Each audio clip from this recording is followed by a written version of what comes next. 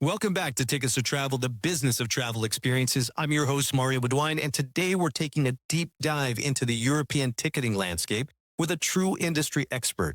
Joining us today is Mesa Montiel, Head of Supply and Sales at Hello Tickets, a Spain-based ticketing marketplace that specializes in connecting fans with unforgettable live sports and entertainment experiences across Europe and beyond. With over a decade of experience in this industry, Tomas has gained unique insights into fan behavior, club traditions, and the evolving dynamics of ticketing markets.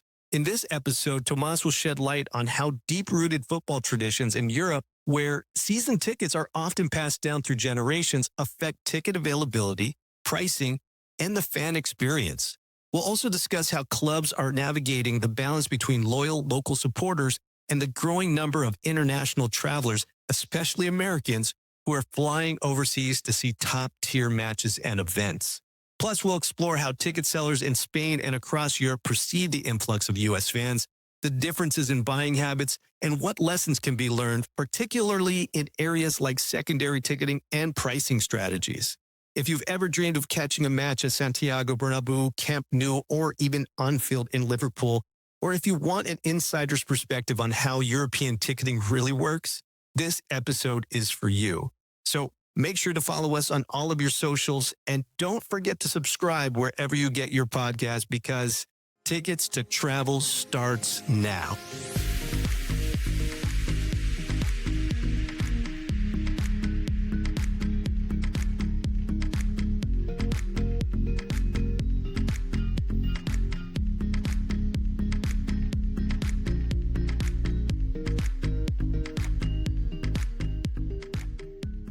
Welcome to Tickets to Travel, the business of travel experiences. I'm your host, Mario Bauduin, and today we have Tomas from Hello Tickets. Tomas, thank you for coming to the pod. Hey, thank you for having me, Mario. I'm very excited being here. Awesome. No, I'm excited to have you as well. I looked over your career and what you currently do, and I had to ask you one question. When was the first time you sold a ticket? The first time I sold a ticket was in the summer of 2012. Really? Well, I got a bit late actually, but it was when I joined my first ticketing company that was called Ticket Mesa. It was a small Spanish startup. I was coming from banking and I made a major shift in my career. You were a banker and you decided to sell tickets? How did that happen? Yeah, I guess I was working on private banking. I used to work previously on a broker exchange as well as an exchange broker. I just saw what the startups were, the buzz about these. 2012, big financial crisis in both the US and Europe. I was turning 30 years old. So it was like, perhaps this is not what I want to do in the rest of my life. And that's how I got into ticketing. And that's what the moment when I first sold, I think, was August 2012. And what was the event that you sold it for? Yeah, it was a Real Madrid-Barcelona match. Oh, okay. That's a pretty good one to start off with. It reminds me of the conversation I had with our friend John Allen, where I asked him the first time he sold a ticket, and it was like literally when he was in school, like he was a child when he did it. Yeah, I listened to that episode, and my story is not as romantic as mine was when I was 30 years old already. No, but I feel like you must be a fan. You must be a fan of Real Madrid or Barcelona, right? Yeah, I'm a Barcelona supporter, yeah. I see. So that was probably a little bit of an interesting piece because you were able to get into the game at some point. Yeah, it was exciting because when you are outside of this, you think you will never get into a Real Madrid game or into our New York Yankees games. You think it's impossible. So suddenly when you are inside this industry, you see that of course it's possible. And it's all if we work to make it possible to the rest of the people that is outside of this industry. So yeah, I listened to John Allen's episode and it was very exciting. And I think because of that excitement, it's because I keep working in this industry. Amazing. Yeah, no, it's same for me, right? Like I started out being an online travel guy and then moved into being such a lover of music and sports. Like I was always curious about how ticketing worked because there were some similarities between travel and ticketing, but for some reason they don't play well together. They're not really merged. And so that's the inspiration for bringing some awareness between the two industries. So a lot of times when I talk to people, I say, hey, I'm trying to educate ticketing and entertainment people about travel and vice versa. You've had an amazing career in this and obviously a love for sports and entertainment. what seems to be, and you have a unique background in that you've been in Europe the majority of your career. What are some of the things you've seen in terms of the ticketing world and how maybe it relates to the US ticketing world from a live events perspective? Because obviously we've seen a big shift in demand post-COVID. Obviously you guys are seeing the same thing, but what are some of the unique things about your markets that you think people should know? It's a good and complex question. The first thing I want to say is, I guess the US is 10 years ahead of Europe in terms of ticketing. And I think it because of the regulation or flexibility of regulations you guys have in the US. We're still struggling in Europe explaining to right holders what secondary ticketing is, which means, of course, you can make money selling a Real Madrid-Barcelona match, but realizing that out of 19 home games a team has in La Liga or EPL, you will probably make money out of 4 or 5. Wow. The rest of them, you're going to be selling them below face value. And those tickets are going to be selling below face value probably are being acquired by Mario coming from Connecticut. And he's in Madrid that weekend and he wants to attend whatever match, even if it's Real Madrid or Atletico Madrid playing at home. In the same way that happens to me if I go to New York, I'd rather see the Knicks, either Brooklyn Nets are in town, I will go happily there too as well. So explaining all this, we're still in that phase. It's getting better from the right holders' point of view. They want to monetize this. They want to get more foreigners into the stadium. They want to increase the willingness to pay of the users they have in the stadium. And of course, we help in that. So that's the first point. The second point is the number of events. In terms of concerts, there are similarities, of course, especially the European summer is amazing. You can see here in the Bernabeu Stadium in Madrid, there was 1 week Taylor Swift, the other week was Karol G, each of them with 4 or 5 concerts in a row. So we are in that level. But in terms of sporting events, it's like in the US, you have MLB. Then suddenly you have NBA. Then suddenly you have NHL. Then MLS after Messi is a major thing as well. Of course. So then they have very domestic things, as I call it, but you have March Madness. You have college football. The number and the cadence of sporting events is just unbeatable.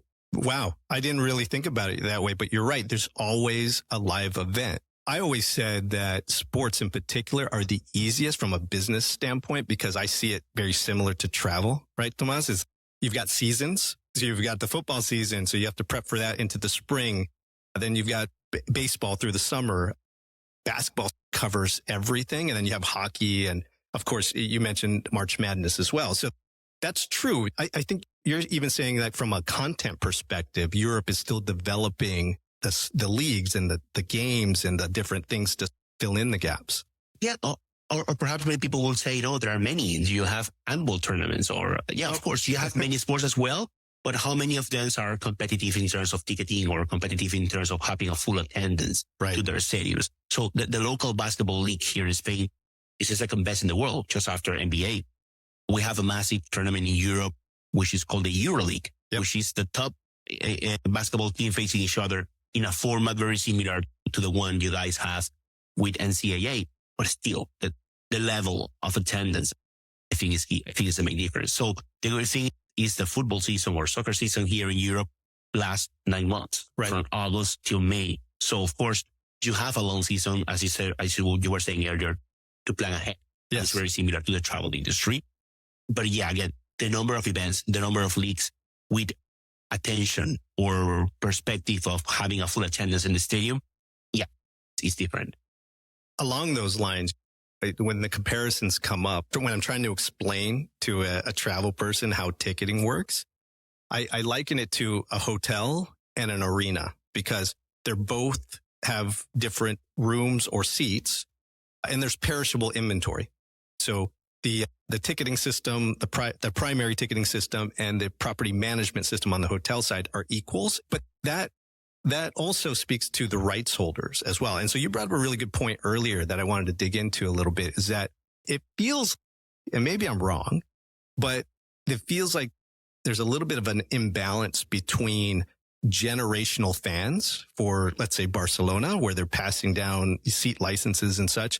And then you have people like me who are coming in to, as a tourist, see a game. And I'm curious as to what that percentage is, but also how do the rights holders feel? Obviously, they all like money. They want to sell the ticket, but at the same time, you have to balance sort of the purity of the fans because when people say, hey, I played soccer all my life, and they say, who do you support? And I say, I'm an Arsenal supporter. But I know that's a dangerous thing to say because it's so passionate in the UK about what that team does that it almost discounts my being a fan in a lot of ways as an American. And so do the rights holders try to balance that percentage of tourists versus season tickets or generation? Or maybe if you could enlighten us in that, how does the seat licenses or the tickets work from a team perspective? Yeah, there's not a uniform answer to that, Mario. It's a bit complex, but I will say perhaps a quick summary is like Europe is more traditional in that sense. So the first difference that perhaps not many of your listeners know is like the football clubs in Europe, many are owned by private companies, private entities. So in the EPL, in the English Premier League, such as Manchester City, Arsenal, Liverpool, many of them have American investors like Chelsea, for instance. And many clubs in Italy and Spain and in Germany are actually clubs. Are like if you're a member of a country club. That's why you were saying you have a membership and you can just pass it along to your daughter or to your son, but you cannot buy that membership. For instance, for Real Madrid is roughly a 90K capacity stadium. It's in the middle of the city. Madrid, all the metropolitan area is 6.5 million people. Just for bringing some perspective, you can be a member of Real Madrid, but perhaps you cannot buy a season ticket pass, okay? Because there are not enough for you. Wow. Okay. So you can come here with all the money in the world and you can say, I'm going to be living in Madrid. I want to buy a season ticket pass. Perhaps you will be able to do it because you're not a member, because even many members don't have it. And Real Madrid is not owned by anyone. They have a president, a chairman, who was voted by the members, but he doesn't own the club. So that's a major difference. It doesn't happen here in Europe that you have franchise and you move it from one city to the other. So I wanted to share this context because I think it's relevant in how the clubs address this. Right. And the clubs are very concerned about the reaction from the season pass holders. Many of the football clubs or soccer clubs here in Europe, 80% of the capacity, it's just an average, okay, it's already full, sold out to their season pass holders. What's the problem? The season pass holders, they don't buy the scarf. They don't buy the cap. Right. They don't buy the 5 euros beer or 10 euros beer. Yep. They bring their sandwich from home. But if you will come here with your family, you will buy everything. You will buy the cap, the scarf, you will buy the 10 euros hamburger, whatever, because you want to live the experience. It happened the other way around if I was in the US. It will happen the same way. So depending on the clubs, is attention to this. Yes, they want to bring more foreigners, but they don't want all the foreigners being the main attendance to the games. Or they want to be able to sell tickets. They are open to the secondary ticketing, but they don't want the visitors team filling up the stadium more than the home team. Okay? They control all of that in terms of, so they control all of that. Wow. So many clubs, not all, many clubs, they require from you when you're integrated for them as another distribution channel to require name, surname, date of birth, and nationality of the people purchasing the ticket. That's right. Which can be intrusive. It's like, why? The reason why is they want to know Mario is not a Bayern Munich supporter. Right. Not because it's bad being a bad supporter of Bayern Munich. It's just they don't want to exceed the capacity from the away visitors. And they have arrangements between the club, which is regulated by the UEFA, which is the government body of football here in Europe, on the percentage of the stadium that should be allocated to away fans. So it's not like they're taking away fans. It's just they don't want to limit that. And that has happened. It has occurred that one European game, you will have more visitors from the other country than the home team play. So that's the kind of thing they want to avoid. And in the specific example you mentioned at the beginning with Arsenal, London being London as it is, very international, London has close to 7 EPL teams. In terms of Arsenal, they are open to foreigners. They also want the foreigners to be 50% of the stadium. You will go here to the stadium of Real Madrid and you will see the same person that he's my stadium friend. Right. Because I have been attending to the stadium 10 years next to this person. So they said they made this kind of friendship there and hence the tradition. It doesn't mean they're against the foreigners or the visitors coming. No, it's just a bit mind blowing to hear it. 'Cause that's like saying, I'm a Niners fan, but we're going to limit the amount of Rams fans who comes to this game, which is just like mind blowing because they're like, I'm going to take as many fans as possible to fill the stadium. So you guys are a big piece of this in a lot of ways because there's in the product itself, when you're selling the ticket, you probably have to qualify people, right? if you're marketing to, let's say, the US market for people to come to that Real Madrid game, there are certain precautions because I know that there's a packaging component as well for resale tickets in Europe. So how do you guys approach that? Again, it goes depending on the clubs. There are clubs that are very open to this. There are clubs that are working the same way as American organizations will, and they don't set any kind of restrictions for you to distribute their inventory. But there are other clubs that will demand these attendees data for security reasons. Okay. And the other reason is perhaps 50% of the Bernabeu can be of Americans visiting Madrid. That's okay. But perhaps they require you not to come dressing the colors of the away team. Right. So if you are playing against Barcelona, they don't want you wearing the Messi shirt or the Barcelona shirt. And those basically is information. That's basically disclaimer.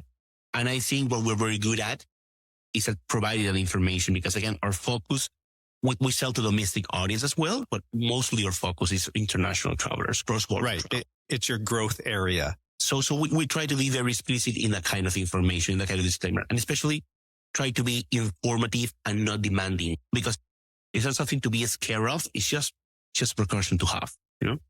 Looking for the hottest events, concerts, and experiences around the world? Look no further. Hello Tickets has you covered. From must-see concerts at sports games to unforgettable tours and Broadway shows, Hello Tickets gets you fast, secure, and hassle-free access to the best events worldwide. Skip the lines, book with confidence, and make every moment count. Visit HelloTickets.com today and say hello to your next adventure. Yeah, so I'm also starting this segment that I call Fan Travel Stories.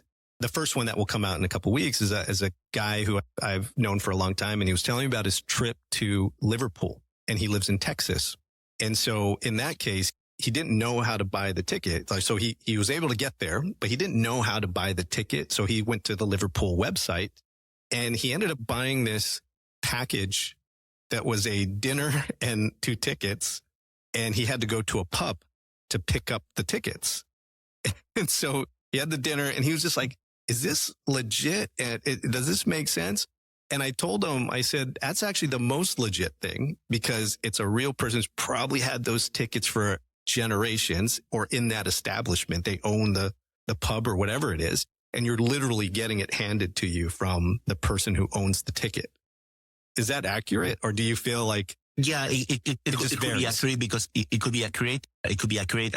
Probably the pub has been there for 150 years. Exactly. And still, Liverpool Stadium has been there for 120 years.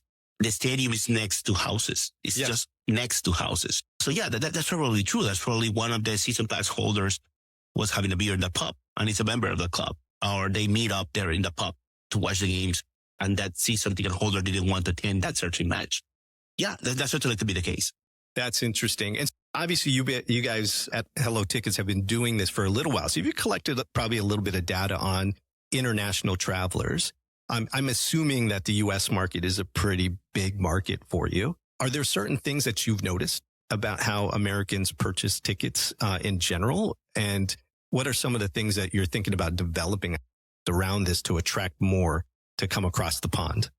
Yes, of course, a very important market for us, more in the terms of the events we're selling tickets for than from the audience. Right now, we target the local audience in the US, but it's not our core business. We have strong competitors there, strong marketplaces there, and it's not our core business right now. But in terms of events, for sure. But we're selling tickets to Americans coming to Europe to watch events.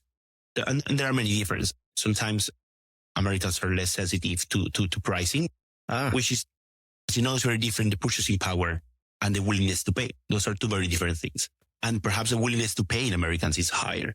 So that's one point. Second point, they are less scared or worried of last minute purchasing. And the other main difference, which comes related with the topic we were discussing 10 minutes ago in terms of regulation, many secondary marketplaces have partnerships with the right holders in the US. And at the same time, those right holders have a partnership or their ticket company is Ticketmaster, which is primary. So normally you will see Ticketmaster facilitating or enabling these secondary marketplaces to integrate to be able to transfer the tickets. Yes. Why? Because they are both partnering with the source, which is the team. That doesn't happen here in Europe. We are not there yet. Interesting. Of course, mobile tickets is a big thing here as well, and the same in the US. paper tickets are almost disappearing here in the same way as the US, but you don't see this ticket transfer as common as it has become in the US. And it's not a thing of tech, it's a thing of regulation, enabling that tech to be open to secondary players. That seems to be the challenge with resellers and Ticketmaster is the transferring of the ticket. Because I learned this from John as well, is that if you are buying X amount of tickets and for a price that you've negotiated, you own the ticket. And so for everyone who's listening is saying, yes, if you own the ticket.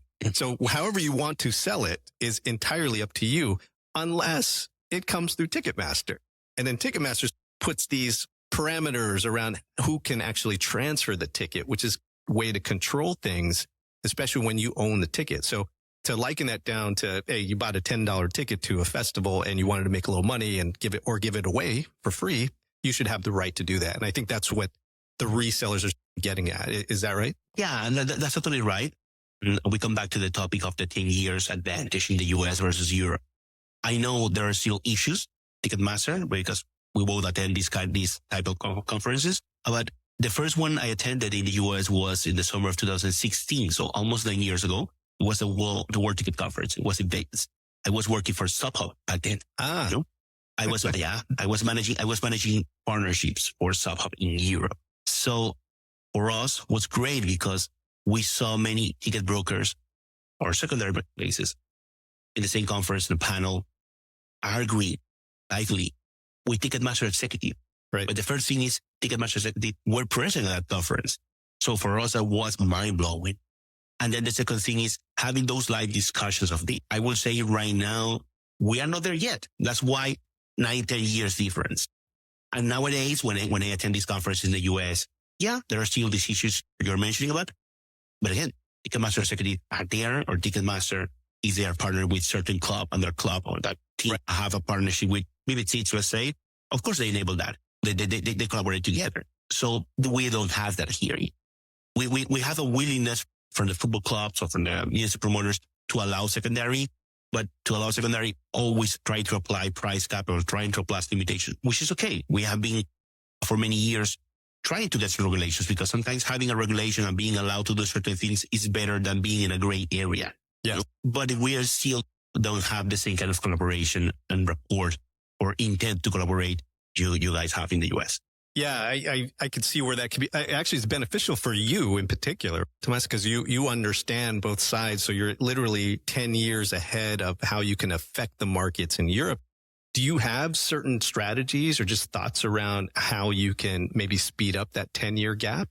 Or is it just a matter of, let's say, AI and, technology taking hold of the industry there? Fortunately, it's not just myself. There are many of us, there are many colleagues of mine are currently held tickets and stuff before. We still are keep in touch. It's a small industry. We know each other.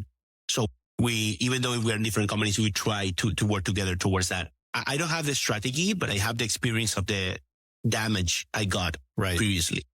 I got my door slammed at my face from many football clubs saying they will never work with a StubHub or any secondary platform.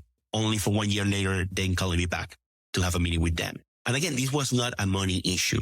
It's a money issue from our side. Yep. It was them allowing that they can fulfill the expectation from the generational, traditional legacy season ticket holders while providing some supply for those international travelers or domestic audience trying to get to the match. Understanding that having an empty seat is a worse situation at all. Even the leagues got involved. We don't want empty stadiums showing on TV. Sure. It's bad business. And of course, the clubs have moved towards a more operational mode in which they need to maximize the stadium. How you maximize the stadium? Selling beverage with hospitality packages, keeping activity every time. Consider a soccer season is very similar to the NFL season. A soccer season had 19 La Liga games. If you are a top performer team like Real Madrid or Barcelona, plays Champions League, etc., you can play up to 25. That's it.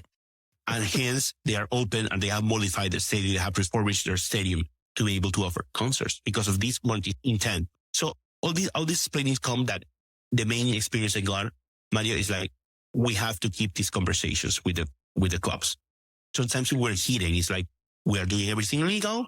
There's no regulation against it. It's just that we are not favored by the right holders. And many times we were comfortable being on the side.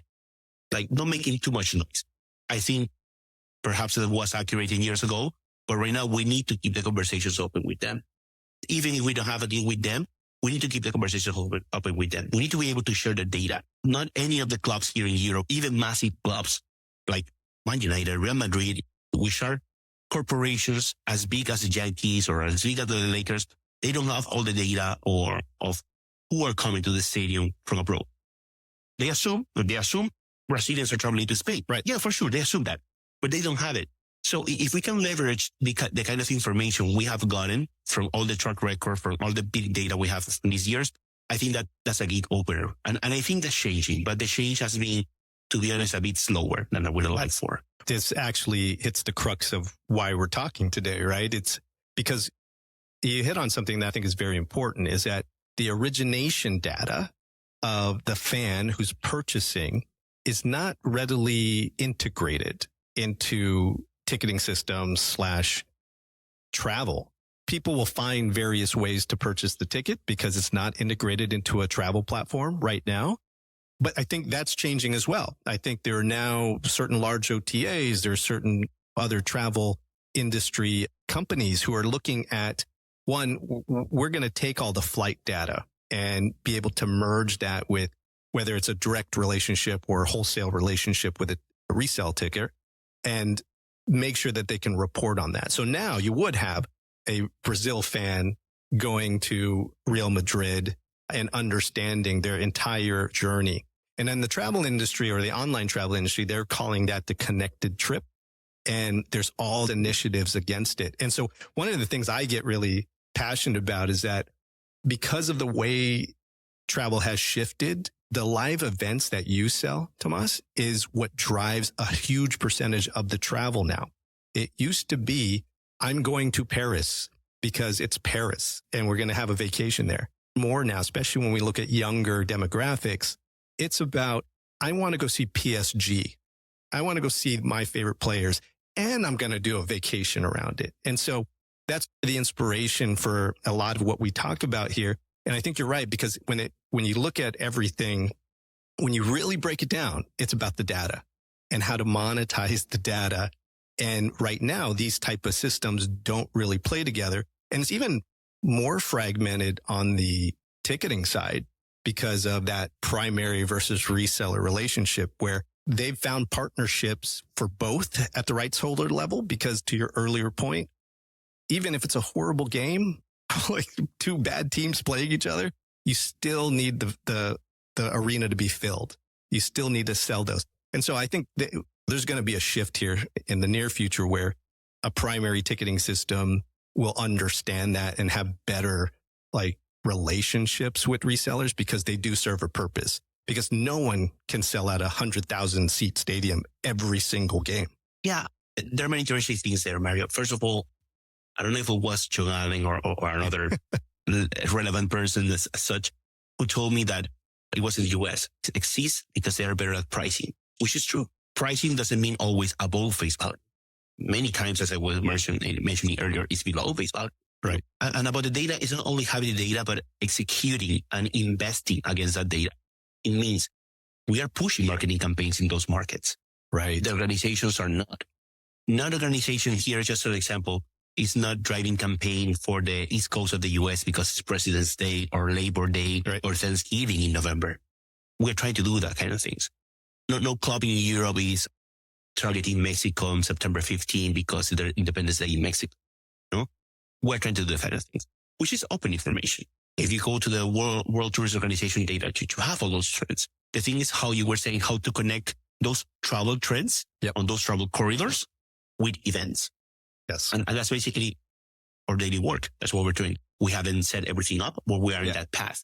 And you were saying also, you're like many clubs here in Europe, they open at first offering tickets only if you were bundling this up with hotels, or with dinner before match or with flight, which is intelligent. There's a demand for that.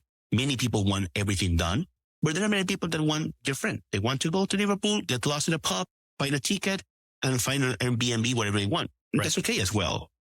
And finally, they are opening and to letting you distributing all of it. They are applying certain conditions. There are other conditions that are related with ops and with security, as we were discussing before with attendees' names or such. But it has gotten better, especially after COVID. And the before and after COVID was key. I think before COVID, and I guess was similar in the US, organizations were very happy with the TV rights. And of course, no one saw this black swan. All of us who have worked in ticketing or travel, we got scared during this year and a half for obvious reasons. Okay. And I think after that, they have doubled down on this need of monetizing the stadium and opening to new revenue streams. And I think that's why they are more willing to do this. Yeah. If I owned a team, if a wholesaler or a reseller came to me and said, here, I want to take 5% of your inventory for the entire year, and here's what it is, I wouldn't care yes, I would take that money.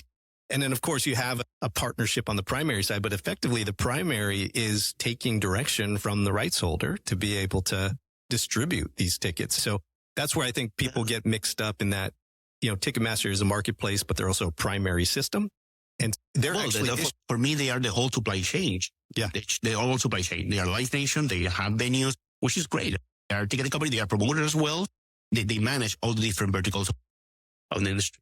About the right holders that you were saying, if you own a team, the thing here is that every member, every season ticket holder of a team feels like the club is theirs. I'm not saying in the US it's not the same. When you see the Green Bay Packers fans, it's amazing. They are all there with a cold, and of course they feel their team is theirs as well, for sure. But here it's like they're entitled to it.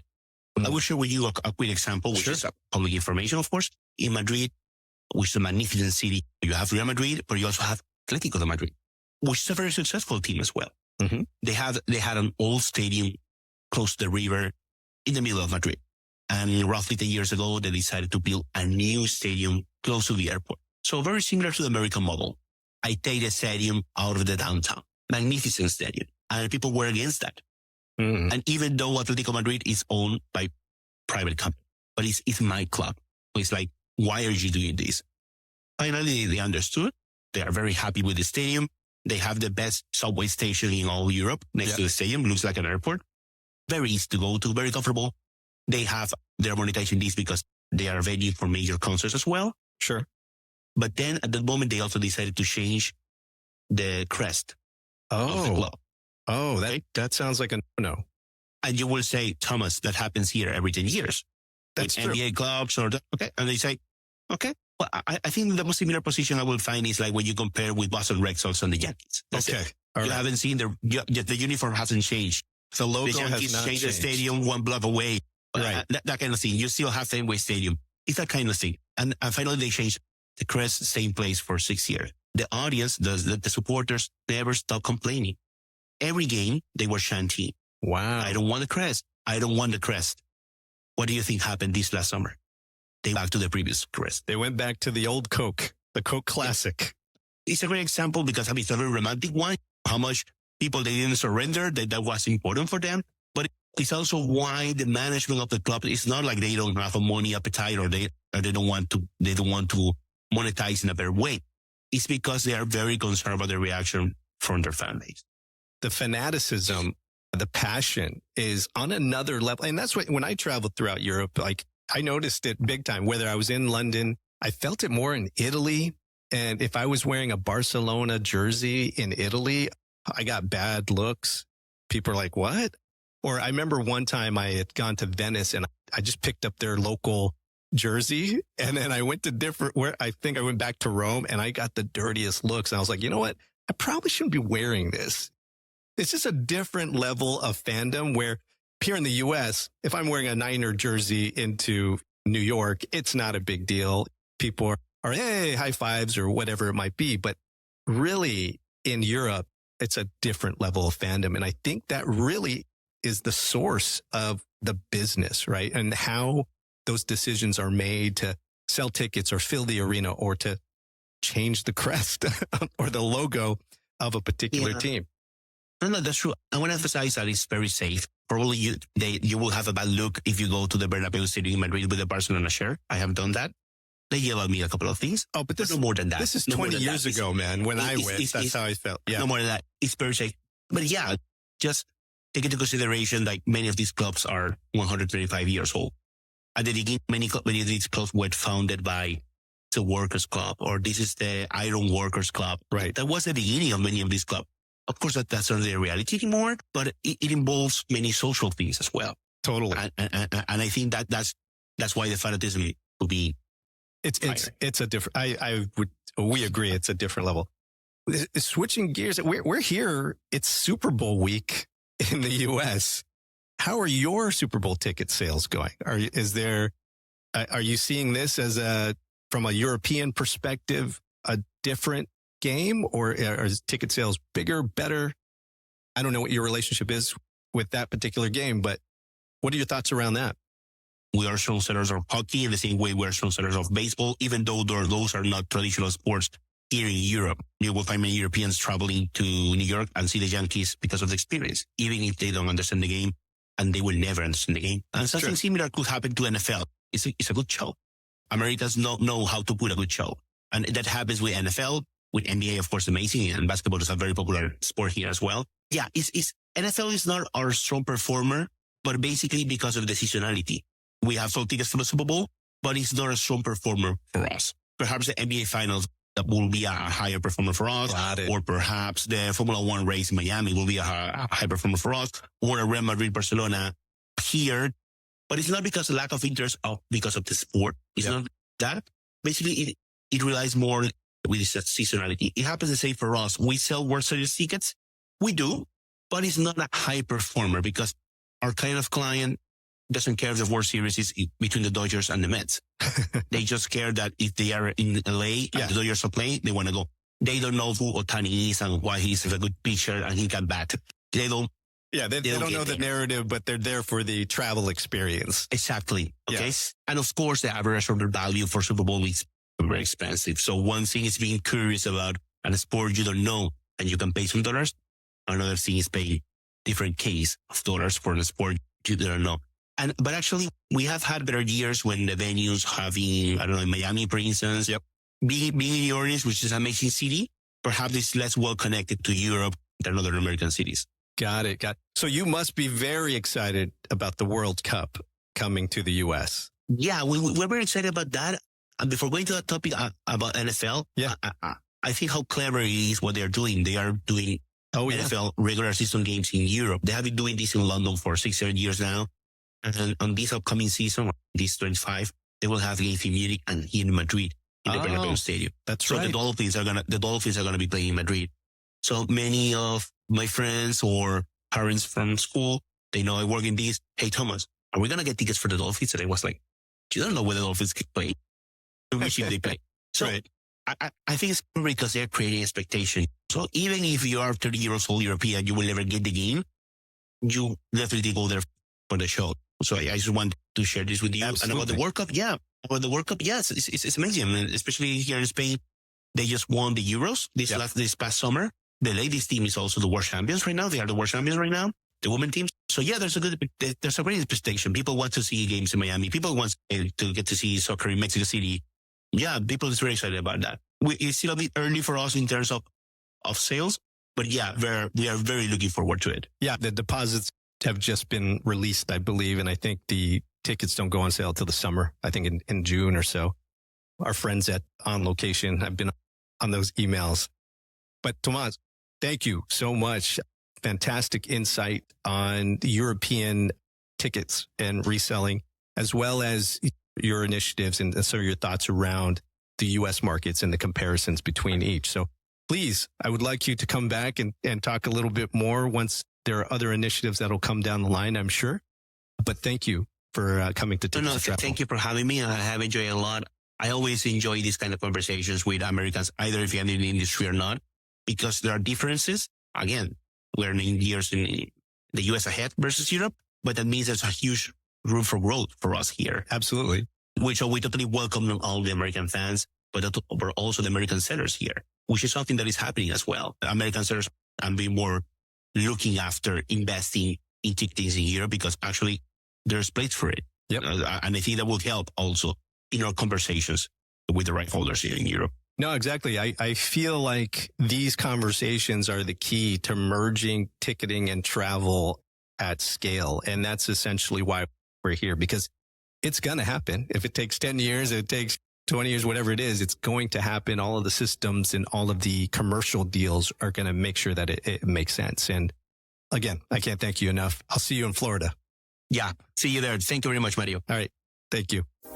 Attention travel and ticketing innovators. Whether you're a startup disrupting the industry or an established company ready to take your distribution strategy to the next level, Expo Travel is your ultimate partner in online travel and ticketing distribution. We specialize in helping businesses of all sizes optimize their operations, expand their reach, and unlock new revenue streams.